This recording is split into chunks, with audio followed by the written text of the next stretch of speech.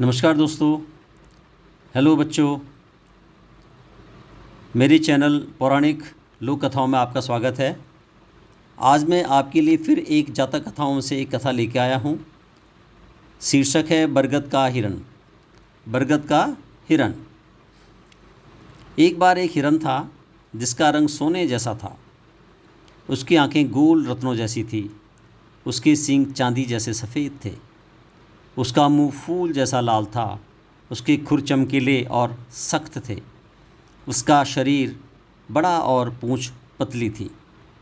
वह एक जंगल में रहता था और 500 बरगद के हिरणों के झुंड का राजा था।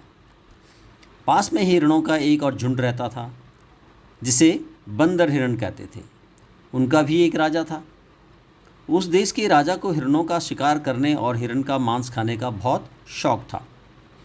उसे अकेले जाना पसंद नहीं था, इसलिए वह अपने शहर के लोगों को अपने साथ जाने के लिए बुलाता था। हर दिन शहर के लोगों को यह पसंद नहीं था, क्योंकि जब वे चले जाते थे तो कोई भी उनका काम नहीं करता था। इसलिए उन्होंने एक पार्क बनाने और हिरणों को उसमें ले जाने का फैसला किया। फिर राजा पार्क में जाकर शिकार कर सकता था और वे अपना दैनिक काम कर सकते थे। उन्होंने एक पार्क बनाया, उसमें घास लगाई और हिरणों के लिए पानी की व्यवस्था की। उसके चारों ओर बाड़ लगाई और हिरणों को उसमें भगा दिया उसमें रहने के लिए कि तुम अब आज से यहाँ रहोगे। फिर उन्होंने गेट बंद कर दिया और राजा के पास जाकर कहा कि पास के पार्क में वह जितने हिरण चाहे पा सकते हैं। राजा तुरंत हिरणों को देखने गया।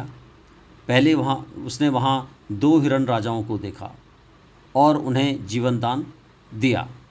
फिर उसने उनके विशाल झुंडों को देखा। कभी कभी राजा हिरणों का शिकार करने जाता, कभी कभी उसका रसोइया जाता। जैसे ही वह कोई हिरण उन्हें देखता, वह डर के मारे कांप उठता और भाग जाता। लेकिन जब उन्हें 1 या 2 बार मारा जाता तो वे मर जाते। बरगद के राजा ने बंदर हिरणों के राजा को बुलाया और कहा, मित्र, बहुत से हिरण मारे जा रहे हैं। मारे गए हिरणों के अलावा बहुत से घायल भी हैं। इसके बाद मान लीजिए कि एक दिन मेरे झुंड में से एक हिरण मरने के लिए ऊपर जाता है और दूसरे दिन तुम्हारे झुंड में से एक हिरण ऊपर चला जाता है। इस तरह से कम हिरण मारे जाएंगे। बंदर हिरण सहमत हो गया। प्रत्येक दिन जिस हिरण की बारी होती वह जाकर लेट जाता और अपना सिर ब्लॉक पर रख देता। रसोइया आता और वहाँ पड़े हुए हिरण को उठाकर ले जाता। एक दिन यह लॉटरी एक माँ हिरण के नाम लगी, यानी कि उसकी बारी आ गई, जिसके पास एक छोटा बच्चा था।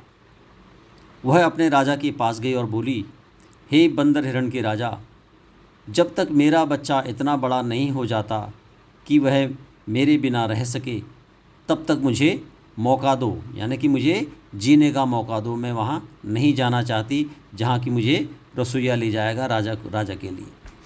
फिर मैं जाकर अपना सिर कटवा दूँगी जब मेरा बच्चा बड़ा हो जाएगा। लेकिन राजा ने उसकी मदद नहीं की।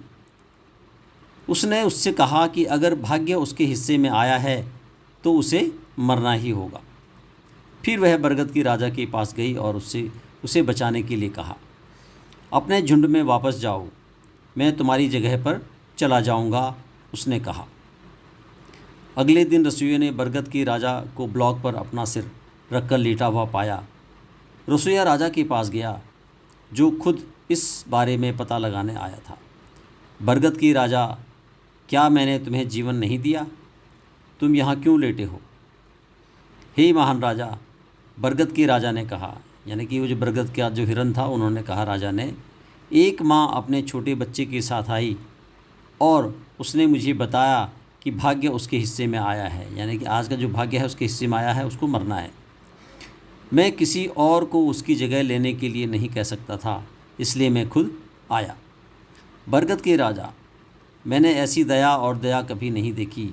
उठो, मैं तुम्हें और उसकी यानी कि वो जो हिरण था उसकी जान देता हूँ।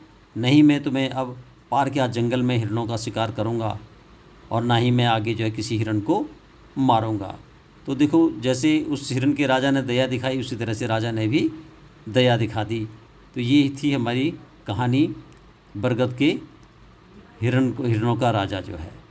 कहानी यहीं पर समाप्त होती है। धन्यवाद।